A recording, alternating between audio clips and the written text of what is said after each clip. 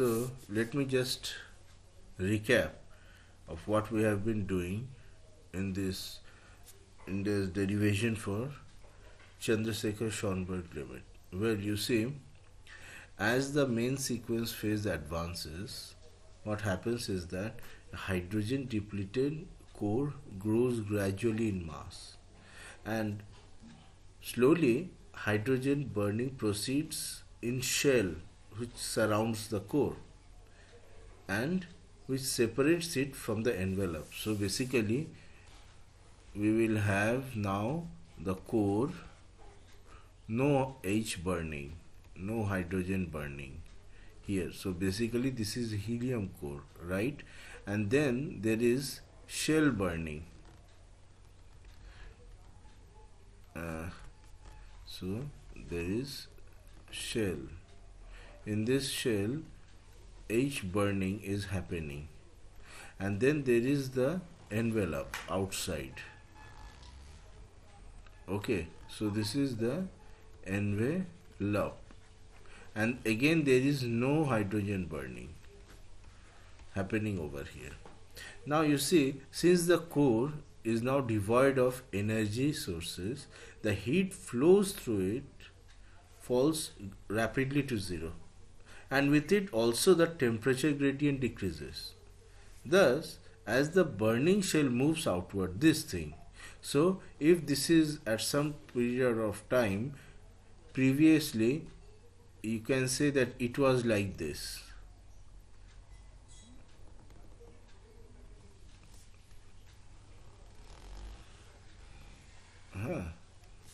Previously it was like this. So you see the shell has moved outward, and after this what will be something even more like this, even bigger core. Now the question is, will the core keep on getting bigger and bigger and bigger, or will there be a limit? So will this core keep on getting more mass without any consequences? Now why I am saying this? Because you see, since there is no source here, so who will sustain the pressure? But here is a large gravitational body, the envelope. This is very large. So the weight of the envelope, it will bear a great gravitational pressure on this core. And if there is no energy source, then there will be a time eventually after which the core will start collapsing. Isn't it very logical? Now this is what we are going to discuss, or we have basically discussed.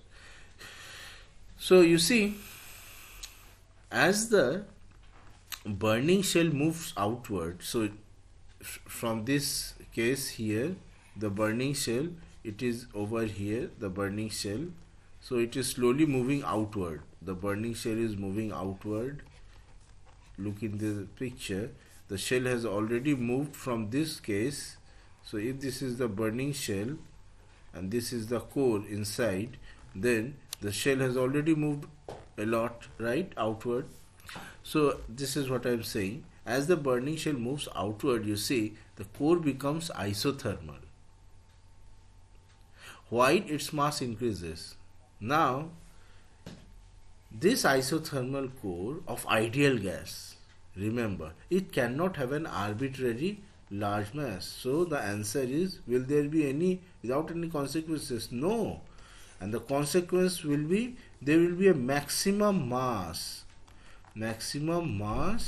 of the isothermal core. Okay. So basically you see, an isothermal core of an ideal gas.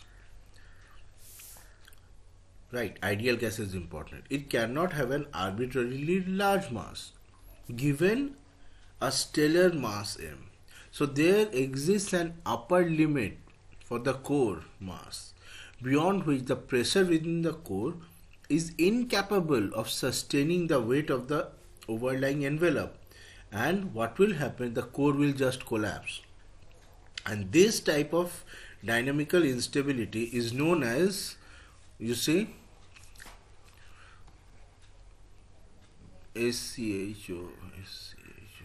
Schonberg Chandrasekhar instability. And as a result, we get a limit for the isothermal mass. So let me write it down. And the limit is this. And this we have derived. So the mass of the isothermal core divided by the total mass of the star, it must be less than equal to, say, 0.37. This is what Chandrasekhar and Schonberg obtained, into mu envelope divided by mu of the isothermal core whole square. And this limit is known as, again, Schonberg-Chandrasekhar or Chandrasekhar-Schonberg limit. Okay. Now this is very important. So this means that the core will just not keep on getting more and more mass, and eventually after some time it will just collapse. Okay, so the core will start collapsing if the mass is greater than the Chandrasekhar-Schonberg limit. Fine. Now in time, what will happen during collapse? It will acquire temperature gradient necessary for balancing gravity. Now the temperature gradient causes loss of heat, and hence core contraction and the increase in temperature that goes with it will continue. But remember that all this will happen on a thermal time scale. Okay.